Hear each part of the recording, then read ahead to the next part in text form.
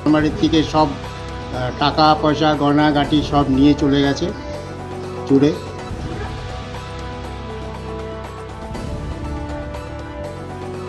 सिलीगुड़ी के ward number 34 में नींद के दौरान स्प्रे कर की गई दुस्साहसिक चोरी, इलाके में सनसनी। Every drop of water counts. SBM Gold's water tank is the most sustainable and durable water storage solution available. Our hashtag असली कमेंट। सिलीगुड़ी के वार्ड नंबर 34 एनजेपी भक्ति नगर इलाके में एक दुस्साहसिक चोरी की घटना सामने आई है। चोरों ने घर के सभी सदस्यों को गहरी नींद में सुलाने के लिए स्प्रे का इस्तेमाल किया और लाखों रुपए के गहने, नकदी और कीमती सामान लेकर फरार हो गए। घटना मंगलवार रात की बताई गई है, जब आसित मालाकार और उनका परिवार रात खाना खाकर सो गया था। सुबह उठते ही उन्होंने देखा कि घर का दरवाजा और अलमारी टूटी हुई है और सारा सामान बिखरा पड़ा है।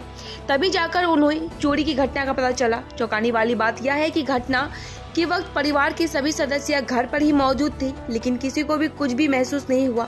घर के मालिक आसित मालाकार ने बताया कि गर्मी के कारण खिड़की खुली रह गई थी। चोरों ने इसी का फायदा उठाते हुए खिड़की से दरवाजा खोला और घर के अंदर घुस गए। कीमती सामान, गहने और नकदी लेकर वह पिछले रास्ते से फरार हो गए, जबकि बाकी सामान वहीं छोड़ गए। इस घटना से न केवल परिवार बल्कि पूरा इलाका दहशत में है। घटना की जानकारी मिलते ही न्यू जलपाईगुड़ी थाने में लिखित शिकायत दर्ज कराई गई है। पुलिस ने मौके पर पहुंचकर जांच शुरू कर दी है और पूरे मामले की जांच जारी है। মোটামুটি দুটোর পরে হয়েছে, এটা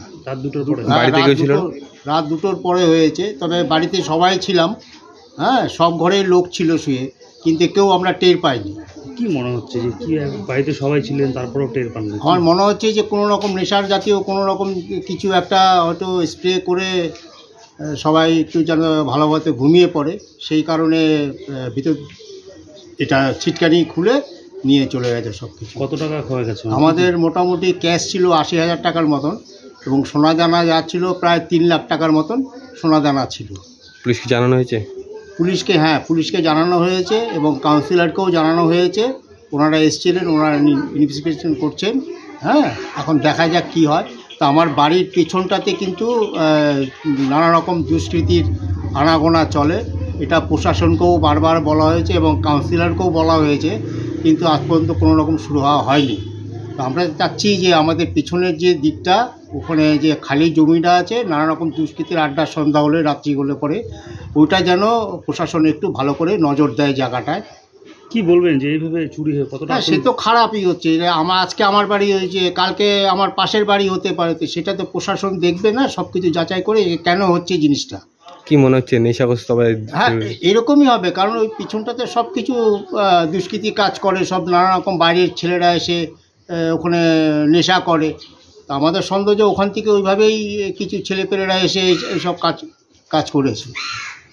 কোন এলাকাটা এটা? হচ্ছে 34 নম্বর ওয়ার্ড, ভক্তিনগর, দেশপ্রিয় সরণি।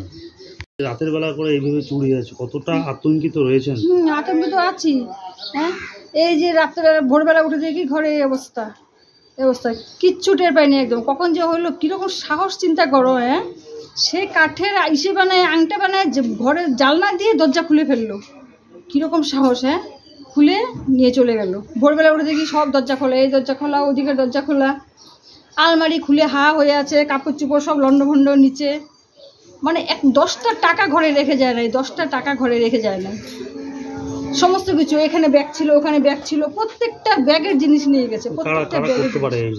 সেটা তো কোনো আইডিয়া নাই ভাই, ওটা এখন বলতে পারছি না, মাথায় আসছে না কে করতে পারে এরকম কাজ, কে করতে পারে। কি মনে হচ্ছে টের পাননি আপনারা? কিচ্ছু টের পাইনি আমি পরশুদিন রাতেও আমি ভালো ঘুমাইনি, নার্সিংহোম থেকে আসছি আমি, পরশুদিনকে রাত্রেবেলায় নার্সিংহোম থেকে আসছি বাড়ি, কদিন অ্যাডমিট থেকে। ঘরে জানলা কি রোজ খোলাই থাকে? জানলা রোজ খোলা থাকে, এবার না প্রতি বছরই গরমে আমরা জানলা বন্ধ করি না, গরমকালে জানলা খোলাই থাকে আমাদের। এর আগে ওরকম ঘটনা ঘটেছে? না।